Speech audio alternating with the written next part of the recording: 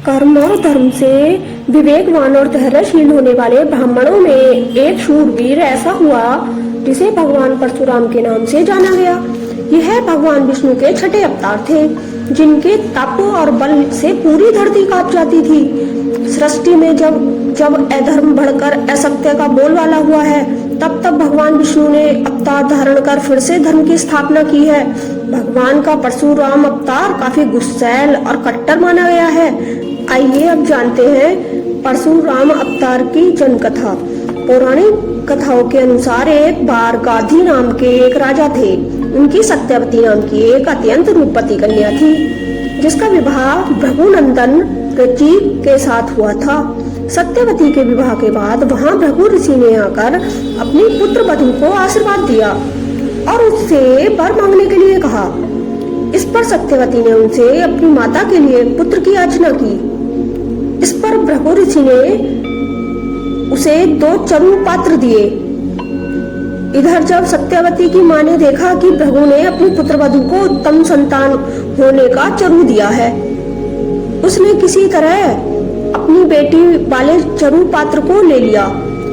योग शक्ति से भृगु को जब इस बात का पता चला तो उन्होंने अपनी पुत्र वधू को कहा कि अब तुम्हारी संतान ब्राह्मण होते हुए भी क्षत्रिय जैसा आचरण करेगी और तुम्हारी माता की संतान क्षत्रिय होकर भी ब्राह्मण जैसा आचरण करेगी।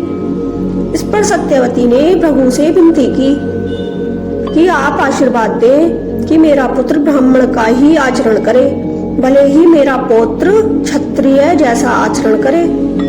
भृगु जी ने यह बात मान ली।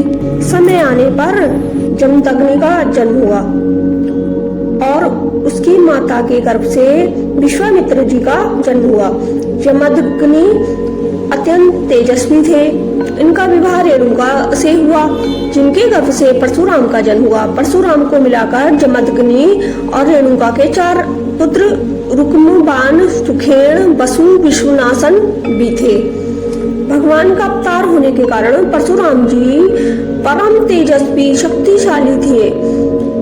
इन्हें शास्त्रों की शिक्षा दादा ऋचिक और पिता जमदग्नि ने ही दी। इन्हें शस्त्र चलाने की शिक्षा स्वयं भगवान शिव और विश्वामित्र जी ने दी। परशुराम जी योग, वेद, नीति में पारंगत थे। भगवान शिव से इन्हें परशु मिला था, जिससे इनका नाम परशुराम हुआ। परशुराम जी के लिए धर्म ही सबसे ऊपर रहा है।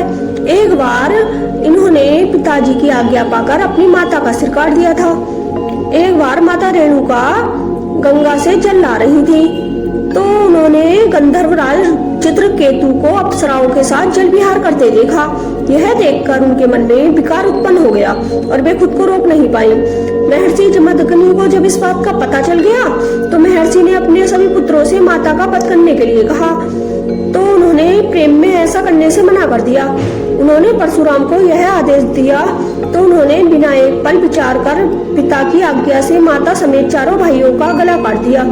पिता इससे प्रसन्न हो गए और वरदान मांगने के लिए कहा। परशुराम ने वरदान में माता और भाइयों का जीवन मांग लिया और कहा कि उन्हें इस घटना की याद ना रहे। परशुराम ने क्षत्रियों का भी संहार किया है। संसार में परशुराम को 21 बार क्षत्रियों से धरती को मुक्त किया, लेकिन यह अधूरी है। उन्होंने केवल है वंशी क्षत्रियों से युद्ध किया था। परशुराम जी के समय में है वंशियों क्षत्रिय राजाओं का बड़ा ही अत्याचार था। है वंशियों का राजा सहस्त्रबाहु अर्जुन बड़ा ही दुष्ट था, जो आश्रमों के ऋषियों को सताया करता था। एक समय परशुराम जी के न होने पर सहस्त्रबाहु के पुत्रों ने जमदग्नि के आश्रम पर कामधेनु गाय को लाने का प्रयास किया और ऋषि जमदग्नि के रोकने पर उनकी हत्या कर दी। आश्रम पर लौटने पर परशुराम ने अपनी माता को विलाप करते हुए देखा। उनकी माता ने 21 बार छाती पीटी थी, तो परशुराम जी ने 21 बार ही क्षत्रियों के संहार का संकल्प लिया। संकल्प को पूरा करते हुए परशुराम जी ने है वंशियों का नाश कर दिया। परशुराम जी ने क्षत्रियों के संहार के बाद अश्वमेध यज्ञ किया और उसमें पृथ्वी कश्यप जी को दान में दे दी थी। कश्यप जी ने सोचा कि धरती से हमेशा के लिए क्षत्रिय न चले जाएं, इसलिए उन्होंने परशुराम को दक्षिण समुद्र की ओर यात्रा करने के लिए कहा।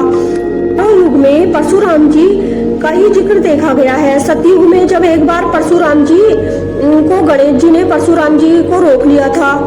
एक बार परशुराम जी को जब गणेश जी ने रोक लिया था, परशुराम जी क्रोधित हो गए थे। इन दोनों की लड़ाई में गणेश जी का एक दांत टूट गया था। त्रेता युग में जनक, दशरथ और राजाओं ने उन्हें बहुत सम्मान दिया था। सीता स्वयंवर में भी उनकी भेंट प्रभु श्री राम जी से हुई थी। द्वापर युग में महाभारत में उन्होंने कौरव सभा में कृष्ण का पक्ष भी लिया था। और परशुराम जी जितने बड़े योद्धा थे वैसे ही इनके शिष्य भी हुए। परशुराम जी के शिष्यों में सबसे बड़े योद्धा भीष्म पितामह, गुरु द्रोणाचार्य और कर्ण हुए। ये इतने बड़े प्रतापी थे कि देवताओं से भी युद्ध में लोहा ले लेते थे। परशुराम जी ने असत्य कहने के लिए कर्ण को श्राप दिया था। परशुराम जी चिरंजीवी हैं। जिस प्रकार हनुमान जी हैं, इसी प्रकार परशुराम जी भी चिरंजीवी हैं। कठोर तपस्या से उन्हें भगवान विष्णु के कल्प के अंत तक भूलोक पर रहने का वर मिला हुआ है। कल्कि पुराण के मुताबिक भगवान विष्णु के 24वें तथा अंतिम अवतार कल्कि के गुरु परशुराम जी ही होंगे। ये कल्कि को युद्ध की शिक्षा देंगे। भगवान कल्कि को परशुराम जी ही भगवान शिव की तपस्या कर उनसे दिव्यास्त्र लेने की आज्ञा भी देंगे। दोस्तों, आशा करती हूँ कि आपको परशुराम से संबंधित ये जानकारी जरूर अच्छी लगी होगी। अगर थोड़ी बहुत भी अच्छी लगती है तो प्लीज इसको लाइक करें और चैनल पर पहली बार आए हैं तो सब्सक्राइब करना ना भूलें, कृपया जरूर करें। वीडियो आपको पूरी देखने के लिए दिल से बहुत बहुत आभार और शुक्रिया। फिर मिलते हैं एक नई वीडियो में, तब तक के लिए अपना ख्याल रखिएगा।